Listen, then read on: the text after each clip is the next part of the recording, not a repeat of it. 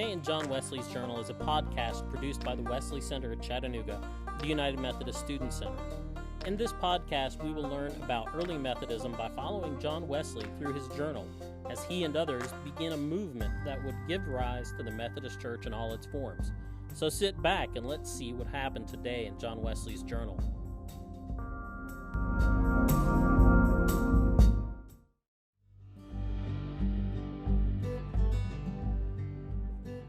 Welcome to John Wesley's Journal for today, December 10th, 1735. But before we get to John Wesley's Journal, let's look at some other things that happened on this day in church history. On this day in 1270, the Bishop of Paris, under the guidance of Thomas Aquinas and other theologians, rejects the doctrines of Averroism.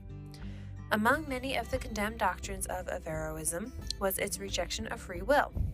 On that question of free will, Aquinas writes in the Summa, "I answer that man has free will, otherwise counsels, exhortations, commands, prohibitions, rewards, and punishments would be in vain." On this day in 1520, Martin Luther burns a copy of the papal bull, calling him to recant his heretical beliefs, such as justification by faith alone. And this day in 1968 saw the passing of two very different yet distinctly influential churchmen. Karl Barth, born in Switzerland, was a teacher, theologian, and biblical scholar who left us works such as Church Dogmatics and his commentary to Paul's epistle to the Romans. He is also remembered for the stand he took against the Nazi Party.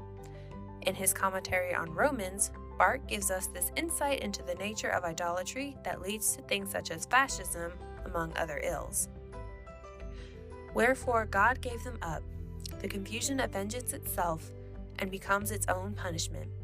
The forgetting of the true God is already itself the breaking loose of his wrath against those who forget him.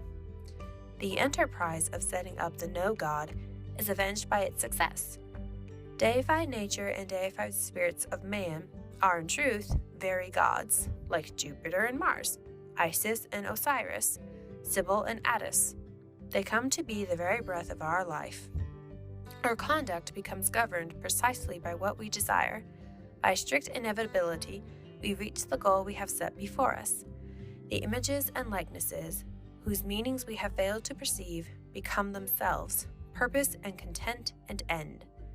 And now people have really become slaves and puppets of things. Thomas Merton, a Trappist monk, left behind a legacy of peace and spiritual insight. Here is his journal entry for December 7th, 1965. What is primary? God's revelation of himself to me in Christ and my response in faith. In the concrete, this means for me my present life in solitude, acceptance of its true perspectives and demands, and the work of slow reorientation that goes on. Each day, a little, I realize that my old life is breaking loose and will eventually fall off in pieces, gradually. Union with God, so mysterious that in the end, man would perhaps do anything to evade it. Once he realizes it means the end of his one ego self-realization, once for all. Am I ready? Of course not. Yet the course of my life is set in this direction. Merton would pass away 3 years later on this day in 1968. And now John Wesley's Journal for today, December 10th, 1735. We sailed from Cowes in the afternoon, past the Needles. Here the ragged rocks, with the waves dashing and foaming at the foot of them, and the white side of the island rising to such a height, perpendicular from the beach, gave a strong idea of him that spanneth the heavens, and holdeth the waters in the hollow of his hand. Today I spoke closely on the head of religion, to one I had talked with once or twice before. Afterwards she said, with many tears, "My mother died when I was but 10 years old. Some of her last words were, 'Child, fear God, and though you lose me, you shall never want a friend.' I have now found a friend when I most wanted and least expected one." From this day to the 14th, being in the Bay of Biscay, the sea was very rough. Mr. Delamont and many others were more sick than ever. Mr. Ingham a little, I not at all. But the 14th being a calm day, most of the sick were cured at once.